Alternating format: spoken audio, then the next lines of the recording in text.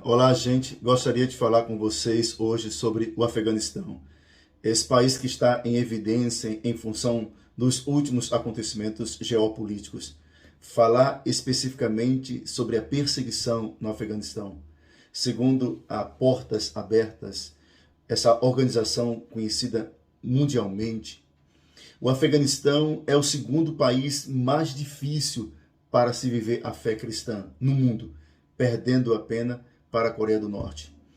E quem é que persegue os cristãos no Afeganistão? É impossível viver como cristão no Afeganistão abertamente. Deixar o islamismo é considerado como vergonhoso. E os cristãos ex-muçulmanos enfrentam terríveis consequências se essa nova fé for descoberta. Eles têm que fugir do país ou serão mortos. Por exemplo, o Estado Islâmico e agora o Talibã tomando o poder do país.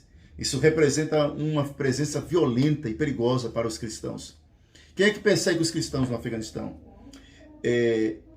A gente fala em missiologia, tipo de perseguição, e isso descreve as diferentes situações que causam hostilidade contra os cristãos.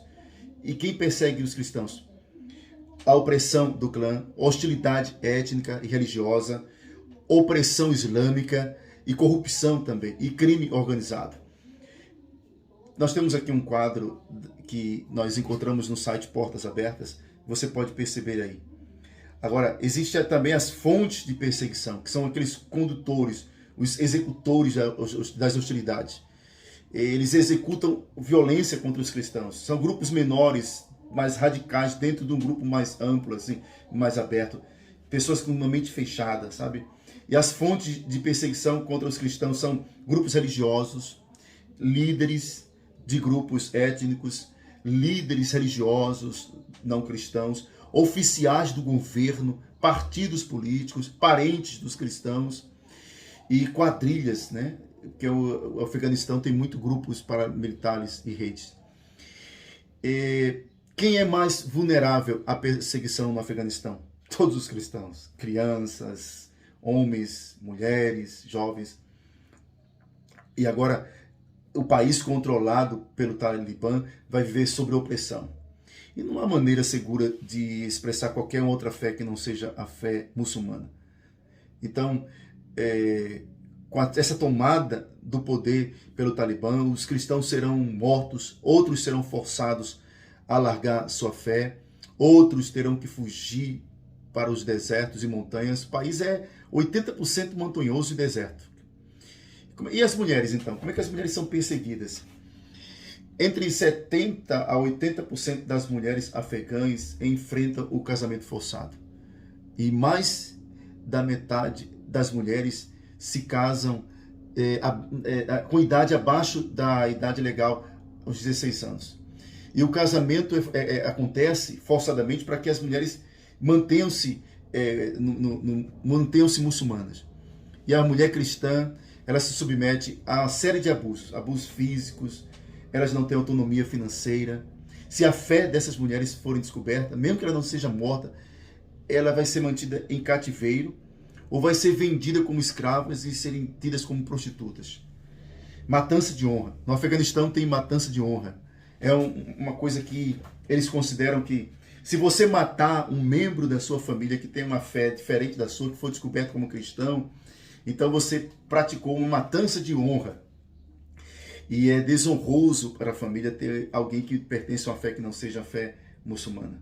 E os homens? A perseguição contra os homens. Todos os homens cristãos no Afeganistão enfrentam ameaça de prisão, tortura, isolamento por causa da fé. Se uma pessoa de sexo masculino se converter, ele vai ter que procurar uma fonte alternativa de renda, porque se ele expor a sua fé, se ele for descoberto, ele vai morrer. Ele tem que participar de práticas religiosas, com os costumes do islamismo. E os homens são os provedores. As famílias dependem dele para sobreviver, dos homens. E as mulheres sofrem se os homens forem sequestrados ou se forem mortos. Porque é vergonhoso para uma mulher procurar um trabalho remunerado. Mulher não pode trabalhar remuneradamente no Afeganistão. E como é que nós vamos poder ajudar os nossos irmãos cristãos no Afeganistão?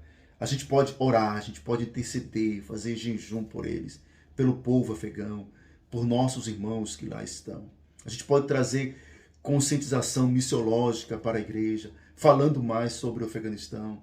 A gente pode ser parceiro de associações, igrejas, ONGs, que têm trabalho em países como o Afeganistão, enviando uma ajuda, enviando oferta.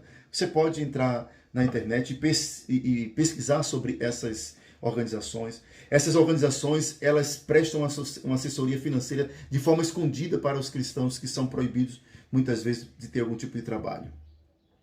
Quando você pensar em orar pelo povo afegão, ore por proteção, para que a pequena porcentagem de cristãos afegãos que lá está, possa se manter firme olhando para Jesus.